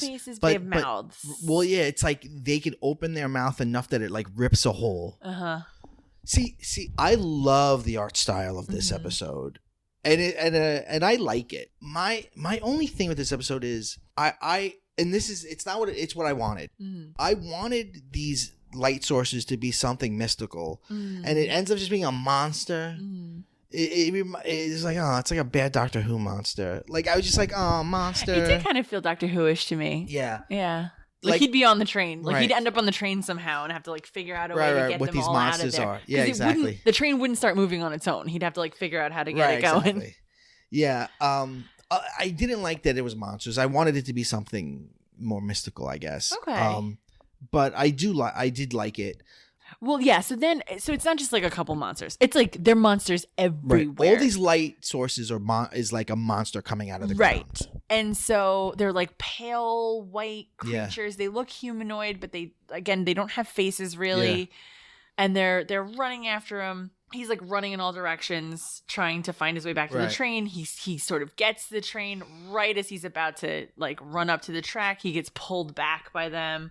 And then he's like in a ditch. Yeah. And they're about to eat him. Yeah. And then they get into a fight over who's going to eat him. Yeah. So they start fighting among themselves. And then the conductor comes to the rescue. With like a torch? Was it a torch? It's more like a flare. Oh, like, okay. A flare. Yeah. And so he's like... Fire scares them. So he's waving it around and they're retreating and he's helping the guy. We realize that this train porter knows what the fuck is up. Yes. He's like, the train always stops here for some reason. We don't know why. Yeah. And he's like, better off not telling anybody about this. No one's going to believe you anyway. And this happens literally every time. Something interesting is... he's like, God, I hate my job. Yeah.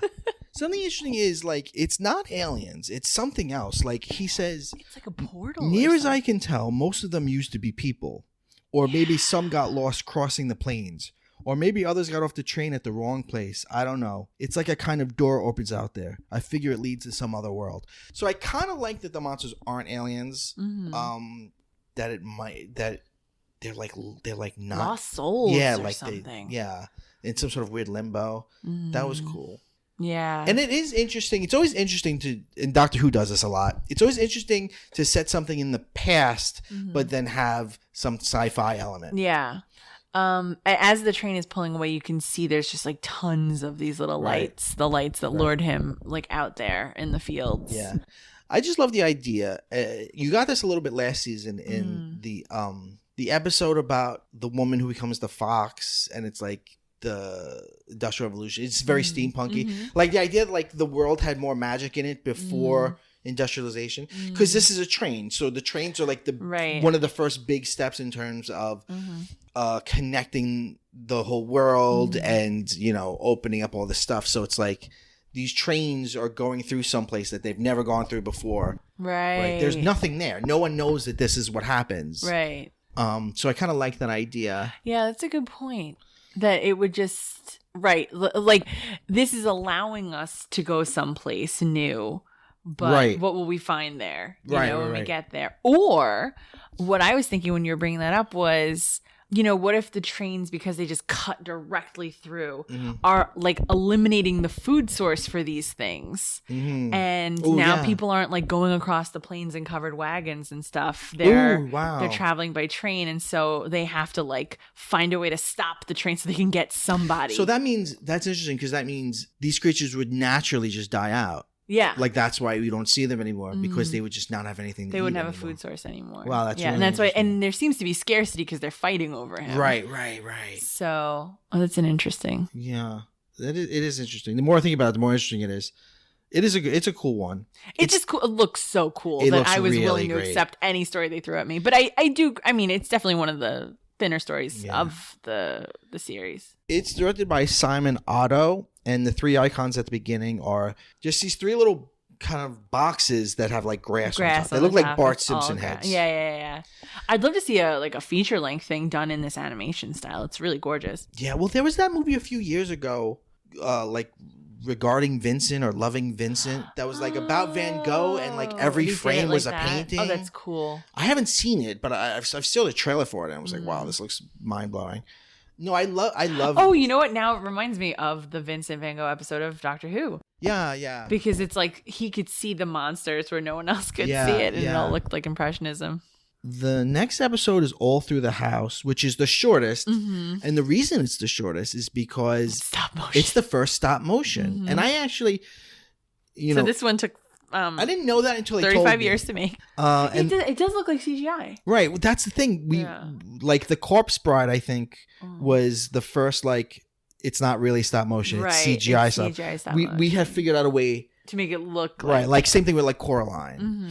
So when I found out that this was stop motion. I think Coraline is stop motion. Is it really? I've seen the behind the scenes, and they manipulate them. Okay.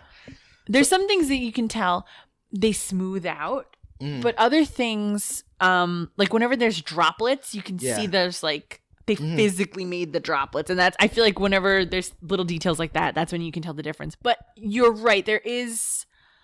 Actually, I think it's a hybrid. Now that I'm thinking about it, I think they might have done like a decent amount of mixing. Okay. And then this is all stop motion, I think. Which is why, and it's a very laborious thing, which is why it's half move it so it's half the amount incrementally.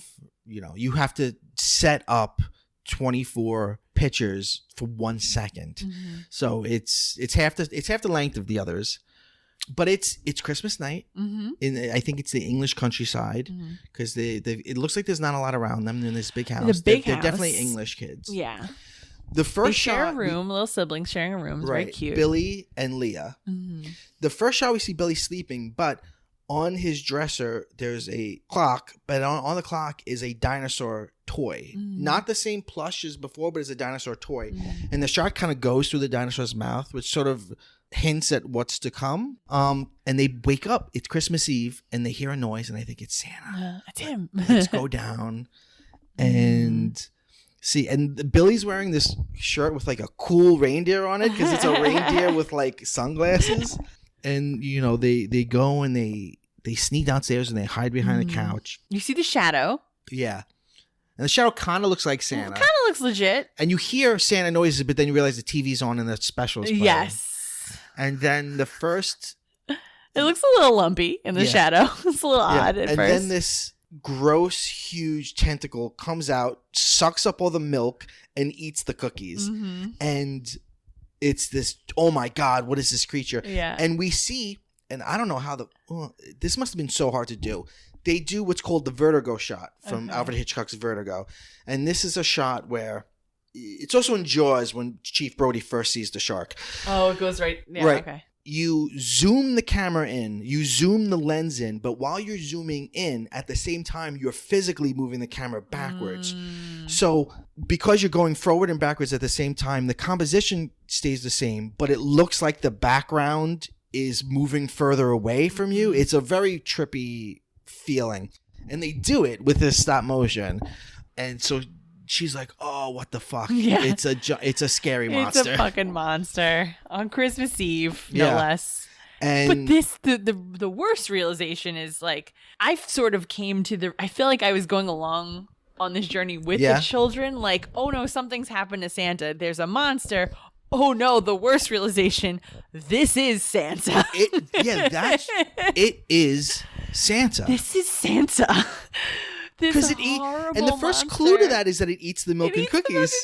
And then it starts vomiting presents. I know, it comes up to them, and it looks a little like Cloverfield. It's red. It has short back legs, but and long, very extremely long front legs. Yeah. Like the elbows are up past the head of this thing. No when they're eyes on all fours. No. The mouth. The mouth. All of the mouth. But the hands are the thing that upset me the most because it like walks around with the hands in front of its face. Yeah, its mouth it is covered by two hands that are interlocked, and then when it opens its mouth, it opens the hands. It felt very Guillermo del Toro. Yes, yeah. The monster in Pan's Labyrinth. Yeah.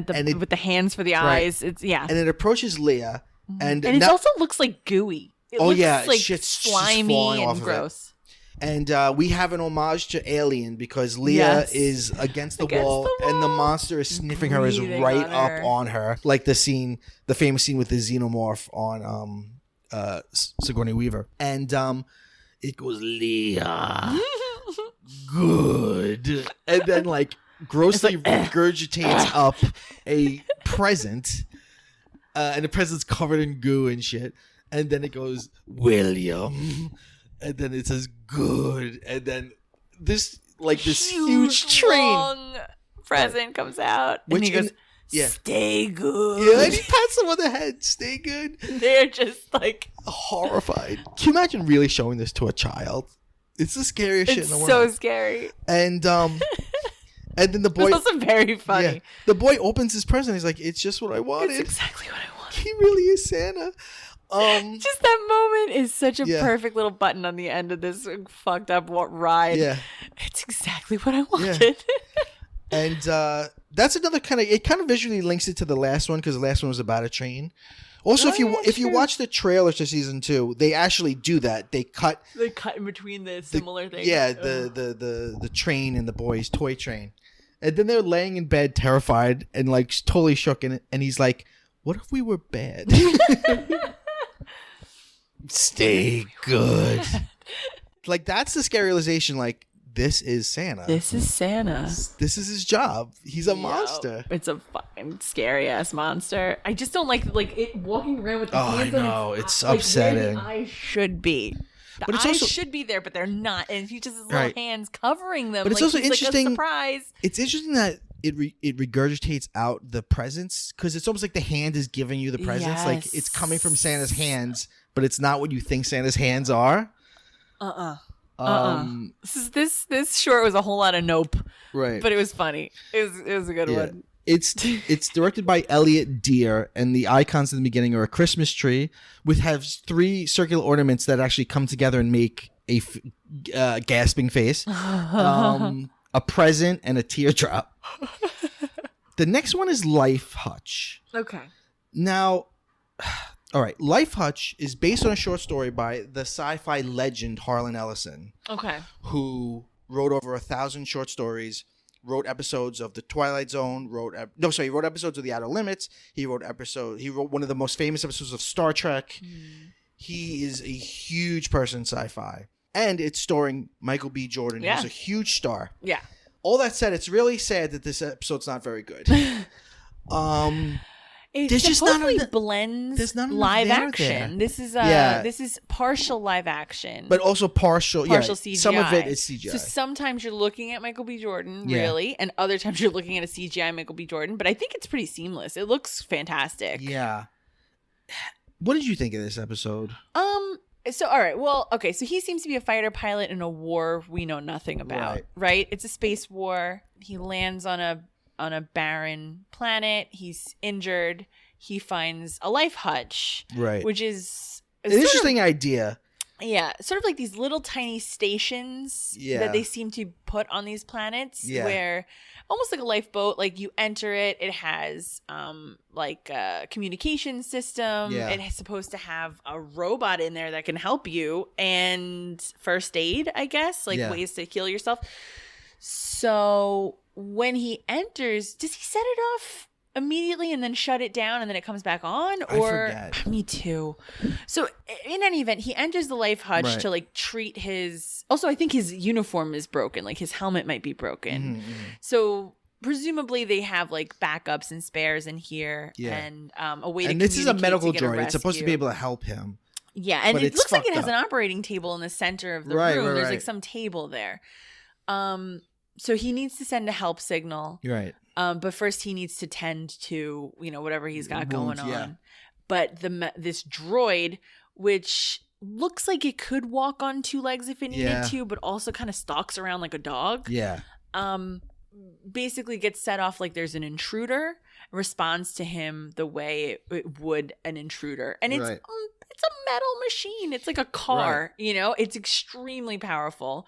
Right. And at one point it steps on his hand and breaks his fingers. Yeah, it's like smashes his hand to smithereens just by stepping on it. It's like dropping a car on your hand. So it attacks him. He's like asking for it's like talking to, I'm about to say the name because then she's going to get alerted, but it's like talking to your Alexa. Like he keeps talking to it. I'm sorry, it just went off. Do you see? Yeah. And he's saying like, turn off this function or like whatever it is. I think it can only see motion because he by stays staying still he kind of survives for a little while. See, here's the thing. They do the structure of it keeps cutting back from him in that dire situation to flashbacks of him fighting in this war, then crash landing on this planet. But there's no need to do that. Because the only reason you would do a structure like that is if the information in the flashbacks serves something in the present story. Right. The only thing that kind of works that way is we see in a flashback that he's using a flashlight and then kind of in the present he remembers that he has the flashlight. But really it doesn't work. I don't know why they do it. Here's how it works.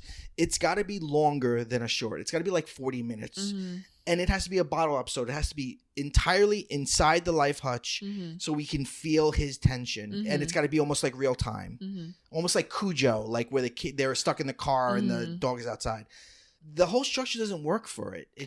Yeah, I feel like every time they went away from the life hutch, it was...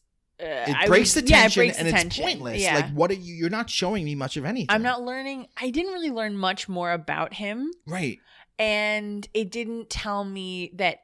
It didn't give me any information about like, okay, this is why he's going to survive. Right. This is why this is what he's bringing into this situation. I mean, I guess you learn that he's scrappy because like his ship gets like hurt or something, and like he finds a way out. He kind of shakes it off. But it's not working. It's not adding up narratively. I think. Michael B. Jordan's good. I wish I'd give him something cooler to do. Yeah. I wish because he's got cool sci-fi cred. And like a cat, he distracts it by like shining a flashlight on the wall. And then realizes that, and I feel like this is like from the movie The Incredibles. He gets the robot to attack itself, which is kind of cool looking. He shines the light on its own arms and legs, and it takes them out. Yeah, and then eventually it's like nothing but it's like a head on the ground. It can't chase him anymore. And then he's able to give the signal to come. Right. So. And then he like gives himself an injection and he's feeling all right again. He's back. I really wanted so much more from this. I wish they had made him the cop and pop squad.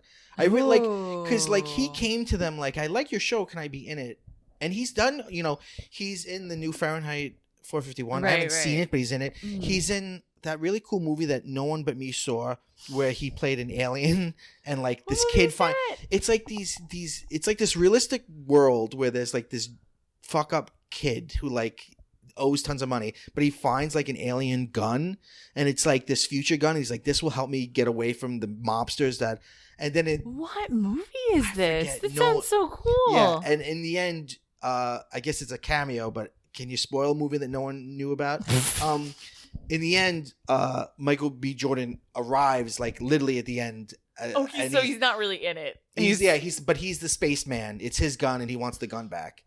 Welcome back, spaceman. Right. He's also in the Fantastic Four, which I didn't see. Again, probably not good. But anyway, he's done cool things. He's got he's what's his name? The villain from Kilgore. Black Panther. Mm-hmm. So Kilgore. Yeah, Kilgore. I think right. He's got the best line in the movie. I feel like Kill's in it, but I don't know if it's Gore. Kilgore Trout. No, it's not. Killmonger. Killmonger. That's it. Eric Killmonger. Yeah. That's the one. And Harlan Ellison is one of the best sci-fi writers ever, and he has so many. Have you read the story? No, it can't be that good. What? I wonder if there's anything else to it. I don't know. Maybe. I mean, that's the thing. Doesn't it feel like it's missing a turn? It's like missing a cleverness. There should be one extra thing there. We gotta get M. Night Shyamalan on it. Did you ever read any Harlan Ellison? I don't think I have. He wrote this short story called "I Have No Mouth and I Must Scream." Oh, I've heard of this book. Right. It's terrifying because it's people stuck in a simulation controlled by an AI that is this just horrible god. Mm-hmm. And basically imagine the Matrix, but you know that you're in the Matrix and you're being tortured for all time. Like, it's such a scary story. And he's just got so many. He's got thousands of stories. It's just, why did you pick this one? I don't know. It was a bit of a disappointment because of all the talent involved in that one. I kind of almost feel like Michael B. Jordan didn't have a ton of filming time. That's very possible. And they were like, all right, let's do something quick. This was directed by Alex Beatty, and the icons at the beginning were a flashlight, a meteor, and a hand, and then the pinky on the hand breaks. Yeah, I don't have much more to say about Life Hutch. I know that it was actually my least favorite, and I was like, "Oh, boo! I like Michael B. Jordan." Like I mentioned before, it is somewhat interesting to read it against automated. What the fuck is it called? Automated customer service. Customer service, because they are both AIs that are killing you. Yeah, they are both kind of the same story. Mm-hmm. Yeah. Anyway, so I wonder if it's trying to say something bigger about like war in general. If it did, it didn't say it. If that's what they were attempting, it didn't happen. I'm like really meeting them more than halfway here, but I'm thinking like the enemy is sort of faceless. Yeah, maybe. Yeah, right. We don't know who he's fighting really. Right, and so I'm sort of like kind of connecting it to like this droid is on his side. Right. Presumably, it's from his side, but it treats him like an enemy. And it's sort of like, well, it's fighting you thinking you're an enemy. Yeah. It doesn't know you're supposed to be on its side. Like, you're fighting these people who are supposed to be. But I'm really helping. Yeah, there's not a lot of there, and you're adding a lot there. Yeah. So, yeah. So the last episode, The Drowned Giant. My favorite one. This is your favorite. Okay. This is directed by Tim Miller, the creator of the show. Also the director of Deadpool and the director of that last Terminator. Did he? Okay. Yeah. Season 1 was sort of sold to us as come from comic books? I don't know. I have to check. Season 1 was sold to us as coming from Tim Miller and David Fincher. Right. And I don't think David Fincher's involved in this. His name is still on it. So his name is still on it as like creator of the show, but I didn't see him in any of the promotion material. So I don't know if David Fincher's involved anymore. It seems mostly like Tim Miller is the guy in charge. Okay, yeah. He's got a background in animation. And last season he directed the one about the people in the icebox, the people in the refrigerator. Oh, okay. Yeah. But he's sort of the mind behind everything. So I guess he picks every season which one he wants to direct himself. Okay. Yeah, I see director, executive producer, creator, Ice Age and The Drowned Giant. 2 very different ones. No, yeah. The Drowned Giant, it might be my second favorite, actually. It's very meditative. It's almost gorgeous. It's like a poem. Yeah, it really is. It's all like, there's no dialogue really. It's all just narration from this scientist. Mm-hmm. And it's an amazing idea. And this is based on a story by J.G. Ballard, who's another sci-fi legend. Right. I've heard of his name. I have not read. I don't think, unless I heard something from LeVar Burton's podcast, because he does That's possible. a lot of sci-fi. But I think I might have. He wrote the novel Crash, with not the Crash Cronenberg movie where people get off on car crashes. Oh God, and not the one about racism. Okay, so neither of the crashes that I would know of. Let's see, J.G. Ballard, English novelist. The Drowned World, Empire of the Sun. Have you heard of that? I've heard of it. The Guardian, which was adapted into a film in 1987 by Spielberg and starring Christian Bale. Christian Bale must have been a kid. Yeah, he was a little kid. Anyway, this story is based on his, and this is like such a simple idea. And this is I always think of things like this. I always think about, what if something happened that completely humbled us and made us realize we don't know anything about what we think we know.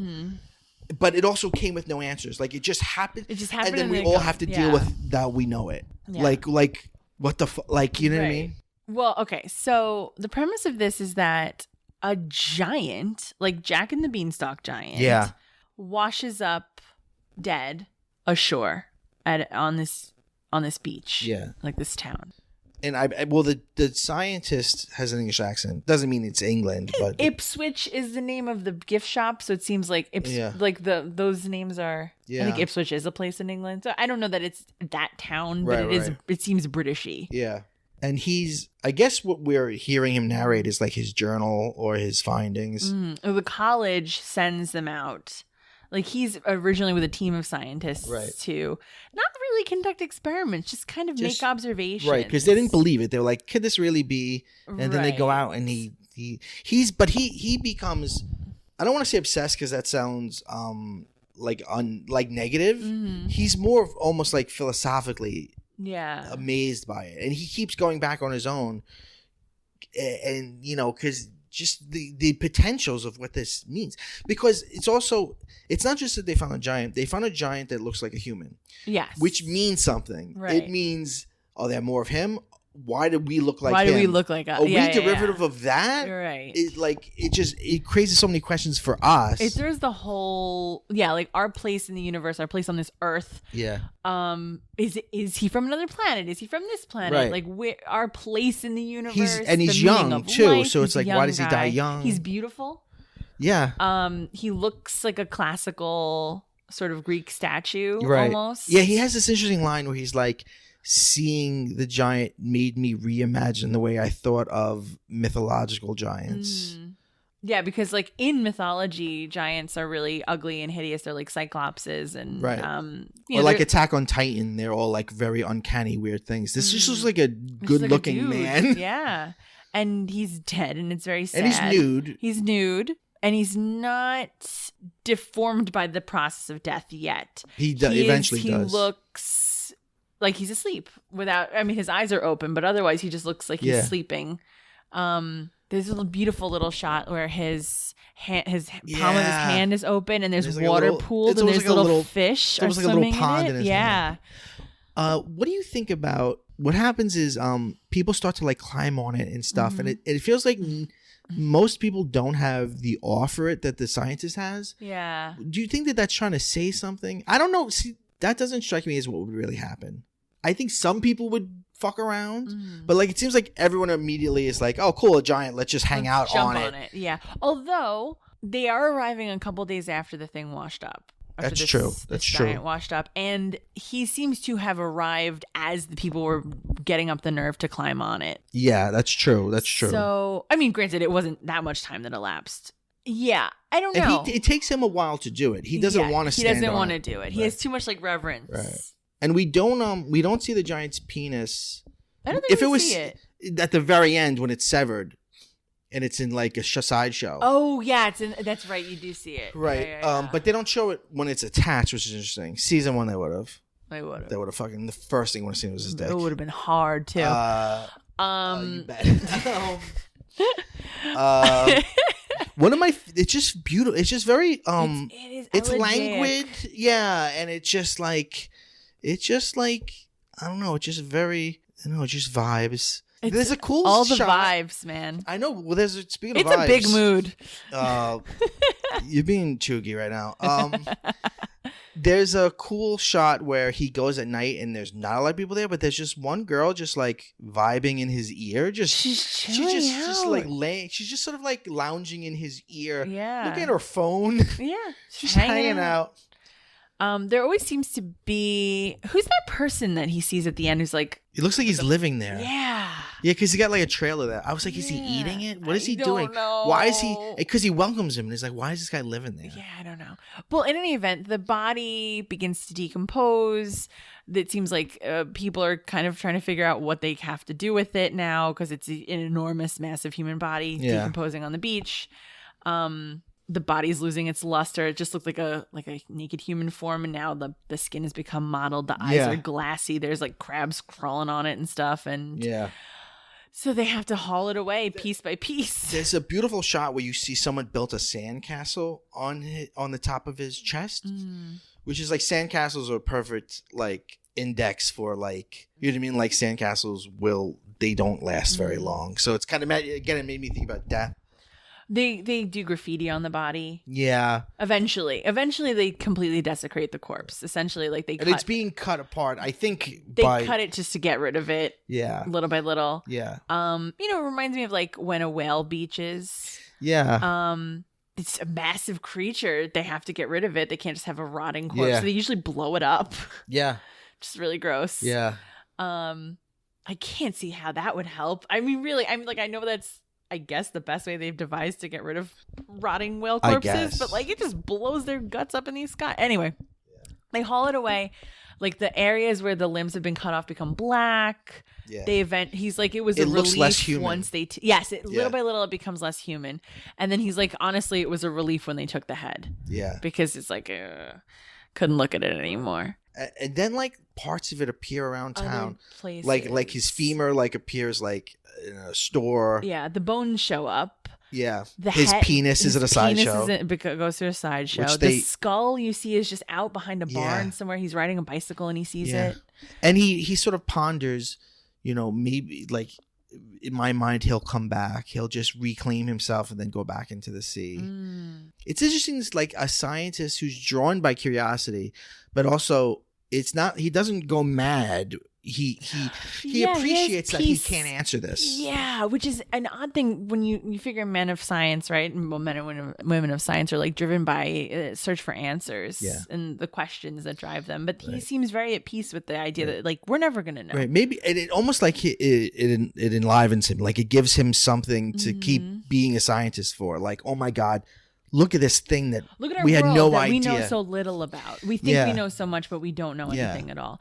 And then the other thing is, of course, it's like the specter of death, right? That this thing, it is literally larger than life. It's death writ large across the beach. Yeah. And I read somewhere in like an analysis of this story about how it's about humans' ability to ignore the specter of death and carry on with their lives. I think that makes sense. When it's so huge right there in front of you. It's a giant on the beach, right? There's no avoiding it. We're all going to die. And we carry on. We dance. We run around on it. Right. We do graffiti. We make our mark somehow on this place that we're not going to stay in. Well, but that's, my favorite quote on death ever is from Susan Sontag. And she said, death is the opposite of everything.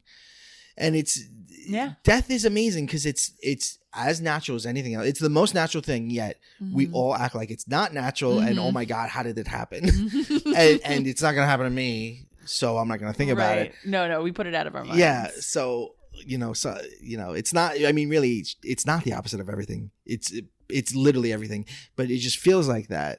Well, it's there. Well, I mean, I guess it depends on your worldview, right? I know you and I share similar, I guess, metaphysical outlook. I'm not sure, but it's like I pray to the god Cthulhu. Oh, okay. Well, in that case, then yes, we agree on that for certain. Cool. But no, I guess it is the opposite of everything. If you believe it's nothing, right? It's nothingness. It's just being out of being, right? There's everything. Yeah. And then you're not there anymore. Right. You're not part of it. You're not part of everything. I don't think that there's another world. I agree. I think you just are out of existence. Yeah. And it should be no scarier than thinking of the time before you were born. Right. It is. We're so narrowly minded to think of us just not existing as like we impossible. Won't miss this. Right. But we think we will. Right. So how do we read this against Pop Squad? Because in that, people want to live forever, but there's no life. Mm-hmm. And in this young like death is all around, man right? dies. This young giant dies. I don't know. Maybe I'm reading it more, but I feel like season 2 has more thematic ties. It all feels like more of a piece. And season 1 agree with that. Doesn't as much. But I'm not knocking season 1. I think they would.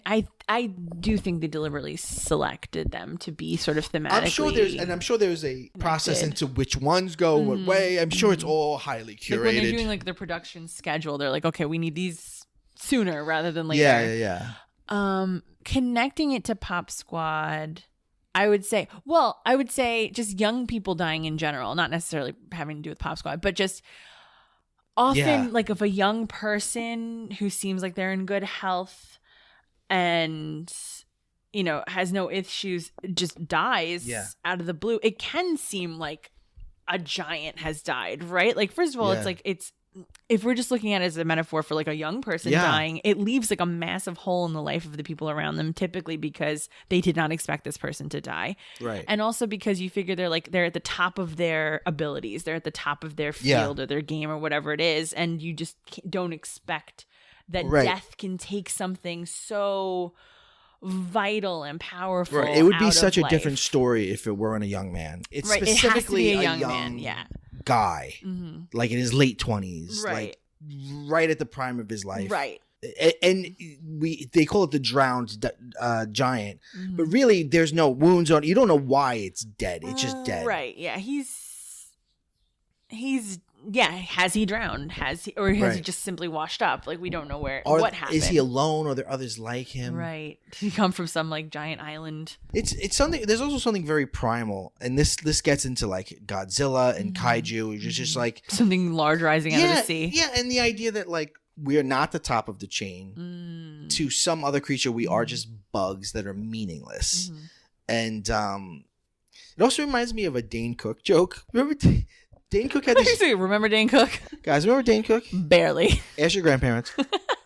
Dane Cook had this joke where it was like, what if aliens landed and they got out and they were just gigantic Native Americans? And we were like, oh, we fucked up. Oh, no. Can you show us how to make giant corn? I'm so sorry. It reminds me of that joke. It's hysterical. Like, yes, this population we've mistreated horribly. They're the ones in charge. Oh no. They come back like, what happened? What did you do? Oh man. But it's also in the story. It seems like people forget the giant. Yeah. Like they tell like stories about it. Right. They can't wrap their heads that this thing happened. You refuse to believe it. Yeah. One last question, and we'll end this gigantic episode. This giant of an episode. In season 1, we talked a lot about what episodes we would like to see as movies or TV shows. Yeah. Is there any short in this that you would like to see expanded into further stuff? There are worlds that I told Bill, I was like, I don't want to see any more Pop Squad. I don't want to see any killing kids left and right at all. But I think it's a world that has the most potential to explore, like all those questions of logic. Like, let's make sense of it. Let's figure it out. How did the world become like this? So I think I would like to see more of that. Automated customer service, absolutely. I want to see those two on the road out there killing robots. That would be a good series for sure. Unfortunately, I don't think I'd want to see more of Life Hutch necessarily, unless like they had a really compelling like war story all through the house. It's almost like the war in Lucky 13 in season 1, where you just don't really know what the war is. What's the war? Who knows? So I would like to see those two. I think I want to see a series of Ice. I want to see more of that world. What the hell goes on? What is going on? What the modding is? Yeah, because I like those characters. We're with them very briefly, but I like the characters. And everything else kind of felt self-contained. Yeah, I agree. I can't wait for season 3. Yeah, it's still to me thrilling. We both love animation, and there is a lot of good animation out there. But this is there's just something so exciting about this. It really is like the director said, like this freedom, this, what are these great minds that are working on these things that they can only work on really children's stuff? What is it like to just go crazy, like do whatever? Yeah. And I think I said this in the first episode we did. I think short stories are the perfect medium for sci-fi. Sci-fi really thrives in the short story medium. Yeah. It's definitely my favorite anthology. To me, it works so much better than like Black Mirror. Mainly because also they don't require a cohesion of how long they are. Each one is just whatever it is. Like it's 7 minutes, it's 7 minutes. 22 minutes. Yeah, it's like all over the map. Whatever you want to do. However you want to. Oh, yours is PG? Okay, fine. Yours is R? That's fine. Yeah. Yeah. Well, I think it's just something special. It's if the goal was freedom, I think they achieved that. Yeah. It really does feel like they let the artists do what they want. It does feel to me like they heard all the complaints about the gratuitous nudities in season 1 and kind of said, okay, we'll tone it down. Yeah, I question though, like, do people who love the series really have that big of an issue with the nudity? Because like it wasn't an issue that we had. We were just like, oh, we're like remarking upon it. Like, oh, it is gratuitous. It does sort of feel like these animators have gone wild. We didn't love it. Like the nudity in I didn't like the nudity in The Witness. Right. I was like, oh, because you're matching nudity with violence and vulnerability and violence against women and that. But there's also a whole like S&M bar in that one too. True. Where she works, and so it seems like she would be, but it's voyeuristic. It just seemed like it was really. I'm so shocked that got the Emmy nomination of all of the. I'm still shocked that one got it. That was our least favorite one, I think, collectively. Yeah, I mean, it still looks It's a gorgeous animated style, and I believe it's the people that did Into the Spider-Verse. Yeah, in terms of the animators, the animating team. Yeah, I think you're right. Well, that's the cosplayed one. The Witness. Yeah, it certainly is. It's the makeup look. What's going to be cosplayed from season 2? I can't imagine. Hopefully not Santa. It's horrifying. Snow. You'll see people dressed as like Snow. See Snow, not the drowned giant. Just a nude man on the beach. Just walking around naked. I could see them doing Pop Squad. Just a black hat. Yeah, that's an easy one to pull off. There's a little dinosaur. Yeah, that's another theme. Dinosaurs. I guess again impermanence, right? Yeah, but even at the end with the drowned giant, I mean, they have the collectible shop, but his bones showing up places is like evidence that he was here. That's all we have left of dinosaurs, right? It's just their bones. Right. True. And they were supposedly giant creatures. Right. Yeah. I have this dinosaur book that someone gave me for Henry, and it has shaken me to my core about what we know about dinosaurs, because we were all wrong about everything. Basically, they're much more feathery, they're much more bird-like, and the book opens, and it's a book for children, and the book opens with like, there's not a single person on the planet who can actually tell you anything about dinosaurs. Oh, okay. All right. This is a fun book. It's like, because we know nothing, and then every other page is blank. Yeah, basically. I just love those I don't know if it's evangelicals or what, but I know there's like a group of Christians who believe that dinosaur bones were buried by the devil to trick humanity into believing in evolution. I just think that's, and then there's also creationists that. What a backstory for dinosaur bones. I know, it's a challenge, really. I mean, so the devil really wanted us to just like randomly stumble upon a bone, and then the devil takes his job seriously. He's very creative. He's laying breadcrumbs every day. Creative. The devil works hard. Yeah. They always say the devil works hard, but this person works harder. I always hear it with Kris Jenner. The devil works hard, but Kris Jenner works harder. I like that. It always ends with Kris Jenner, doesn't it? I'm Mike Bongiorno. You're Janine Gagliardi. Yeah. Thank you so much. This was fun. This was a 2-hour episode. Jesus. No. God, my kids are going to be up in like 3.5 hours. My podcast provider is going to be like, no. You're going to have to pay us more for this. Sorry. This episode broke it. Janine's on all the time, but if you're a fan of this show, we'll see you in volume 3. We end every episode by saying, go bye-bye.